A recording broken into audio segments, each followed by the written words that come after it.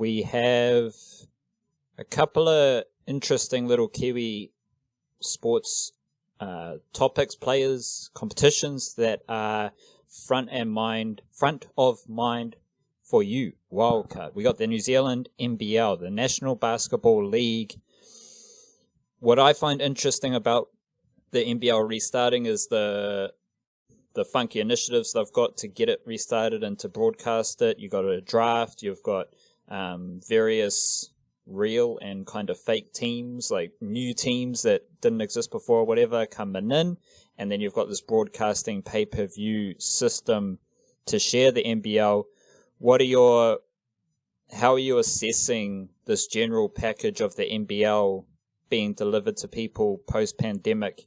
And it's just with the stuff that they've discussed, like it's already the most funky, the most creative sports competition in Aotearoa at this time. Like they've really taken initiative to do something with the NBL post-pandemic. So how do you just assess all the little nooks and crannies and impact and all that stuff with regards to the NBL in Aotearoa? Well, you know how you said that the NRL commentary was getting cringy enough that it's better off just like chucking your headphones on, listening to some music or something. I spent the second half of that game listening to the draft Q&A that Hugh Bainin and Andrew Price do on their Limited Minutes podcast. I was listening to that instead and getting up to date on that, because basically up until that point I had paid minimal attention to the New Zealand NBL and how they were trying to function, because I just didn't have time to be a part of the drama, you know. And you had all these things like there were 3 teams that dropped out, didn't want to be a part of it. There's players saying they weren't interested, like there are a lot of top players where there was a thing on the news, weren't interested in playing in a shortened format when it was going to risk their, like with condensed games and injury risks and stuff like that. Not the guys who had Australian NBL contracts anyway. And you've since had the Breakers announcing that none of their players are going to be playing, which obviously came through the mouthpiece of Mr. Matthew Walsh, who's always the one who says anything about anything which relates to the Breakers. And he said it was this was just the players all came to this decision. I don't know how much solidarity was involved. I don't know if the Breakers had any, they obviously wouldn't have wanted their guys playing anyway, so I don't know exactly how that works, but it is a bit frustrating, and it was like seeing, and you also have a few like notable Tall Blacks who are in the country at the moment who haven't declared for the draft yet, as I think there's still time. I think that's still ongoing, that process. And it is a funky old situation. Like they're really shaking things up because a lot of players aren't going to be available, because 3 of the teams aren't going to be available, even though another team has popped up. Formerly, I think they were called the Southern Huskies, and now the Auckland Huskies moved to New Zealand. They were in it was Tasmania or something, wasn't it? So there's, it's weird. It's out of the box, but I think, and you also had a lot of like conflicting opinions on the thing. I think now the dust is settling though, and you're seeing that like the NBL just decided they had to have a competition one way or another. This was not only like a necessity, but also, I guess, an opportunity for them. Nothing to lose in that matter. So they've come up with this scheme of like I think it's a I think it's about a 6-week tournament where you're going to cram in like 10 games a week, 2 games per night on every night, except for Fridays and Mondays. I guess that's just to split the week nicely in half. So you got some rest days and so on and so forth. So there are a lot of games here in a short amount of time. The money won't be comparative to what players would get. Anyone who's got an overseas contract, it's going to be nothing near that. And it is going to be a little bit tricky as well with some of the guys, because that's not a fully professional league. So like some of the veteran players of that league won't be available because they will literally have day jobs to do. So it's tricky, and to combat that, they've come up with the funkiest aspect of all of this, which is having a draft system. So, and I don't know that I really need to go through all the intricacies of the draft, because that might take a while, but it's not a pure thing where like teams just get to pick at random each player. Like there are sort of procedures, and you can pre-select players, use a draft pick to sign a player that you already had, that you already had under contract, or a player that is like local from your region. Like there's things like that to sort it out, which ends up, I think it's quite an interesting thing. And I'd certainly got to appreciate the way that they've gone all out and just like full on, creative and out of the box thinking. And then they've got this broadcast thing so that people can watch it from overseas because, I mean, basketball, unlike rugby league in America, basketball around the world has a major, foothold all over the place. It's one of the most popular sports on the planet, and there's bugger all basketball going on at the moment. So there is maybe a little bit of an option there. I don't know how much money they'll actually make from that kind of thing, but it's interesting, and it's creative, and it's ambitious, and I like those things. I'm not going to come out and say it's going to be the best possible product, because it's not. Most of the best players just simply aren't going to be playing, but it's certainly piqued my interest over the last few days, and I got to applaud the ambition of it all. Would there be like anything in the way this is being set up in the operations and logistics? Is there any like whether it's a glaring key crucial thing, or if it's a more undercover low key thing? Is there something that you would point out for just casual sports fans to tap into, tune into, pay attention to with regards to the NBL? Well, I think that draft, which they're hoping to televise and everything, I think that's going to be the most interesting and unique of all the aspects of it. I mean, all the games are going to be live on Sky, and they're all going to be on at different times. I think it's like a 5:30 game and a 7:30 game or something each of those nights that I mentioned. Like every night, Tuesday, Wednesday, Thursdays, and then Saturday, Sundays. So there's plenty of, there should be plenty of saturation, as Stringer Bell might say, market saturation.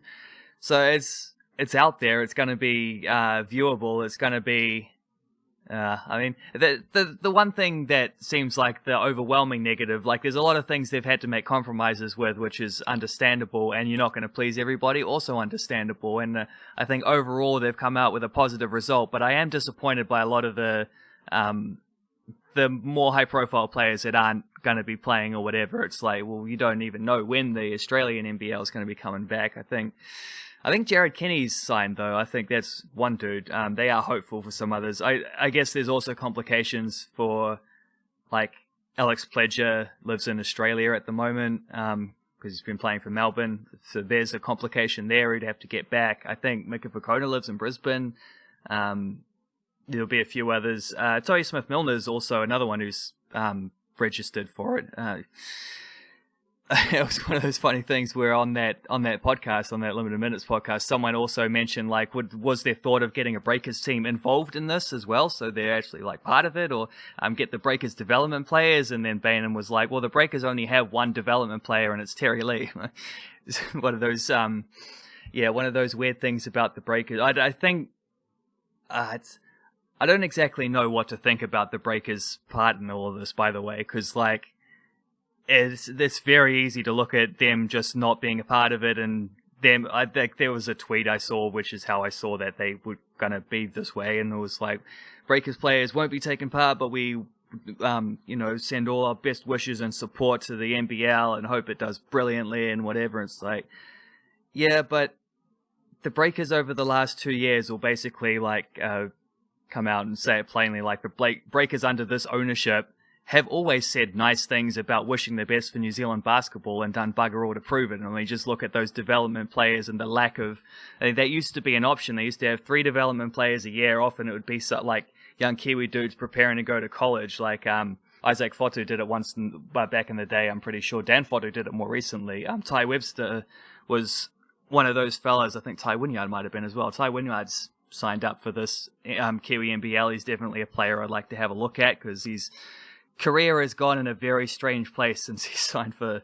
Kentucky, and then since he did no longer played for Kentucky after a while and had a little incident on campus and a whole lot of weirdness.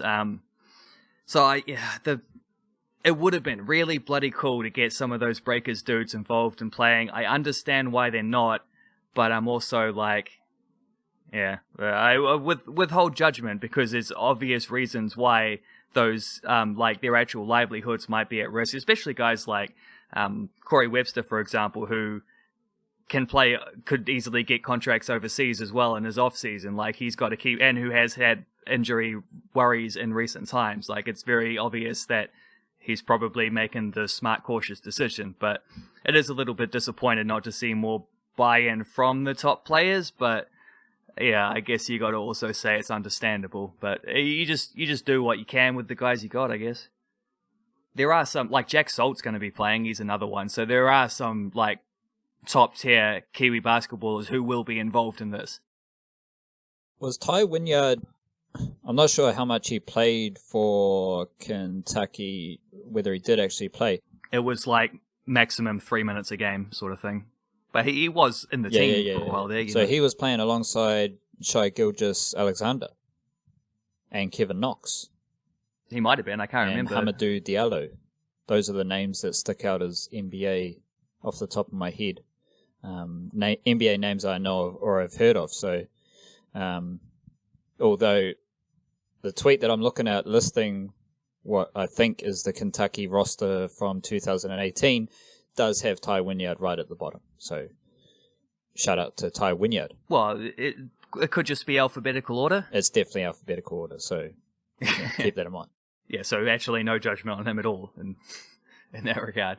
But he has had a weird career because he had that thing where like his mate there was some weird incident where like he went to a party with a friend and his friend was carrying a gun, and then it got turned into a thing and he got suspended for it, and then he ended up getting transferred to a different school, and then I think he was last NBL season he turned up as like a development player for Cairns, Perth, Adelaide, one of those teams, one of the Aussie teams, I can't remember, and I looked it up to see how much he played, and it was like, again, like maximum a couple minutes. The development players don't often get a lot of minutes. You only get them like on the court at the very end of games if you happen to be winning by 20 or something like that. But yeah, I mean, from playing for one of the very top schools in America, and then I think he redshirted his first year, so he had to like sit out. He was training, but he couldn't play, kind of thing. So then he comes into the team, only plays a few minutes, then he has some dramas, and then leaves, and then he's back in Australia, and now he's playing he's like NBL again. He's played a couple other seasons, but and in between that, he went to an under-19 World Cup with New Zealand where he was outstanding. He was probably New Zealand's best player at that World Cup too. So I again, another thing I don't know what to think about is the career of Ty Wynyard. But again, like young dudes, plenty of time. Maybe these hopefully he'll get a good old prominent role in this one. He can like push his way through to a full NBL contract or something. Who is the best basketball player in Aotearoa who plays not overseas, and we'll factor in the breakers, but maybe less about the breakers. Like, who is like maybe the best domestic and Australian League player, if you catch my drift here. Like, not the blatantly obvious Steven Adams or Isaac Fotu or Corey Webster. Or... Yeah, so not Steven Adams, not Fotu, or, yeah. I don't know, I'd probably say Corey Webster if he counts, being a Breakers registered player. I don't know, I'd have to think about it otherwise. It's one of those tricky ones where it sort of depends on what you're looking for in terms of best. I mean, Corey Webster is easily the best, like, top peak of, I'm wording this terribly, but he's the guy with the highest ceiling, I guess, but he's also not necessarily the most consistent. I mean, it would be him, or maybe you could make a case for a Thomas Abercrombie. I don't think Thomas Abercrombie has played to his potential for a couple years. So he had some very good moments actually last season, but again, it was the whole team was inconsistent, so you can't blame any one player for that. Probably something along those lines.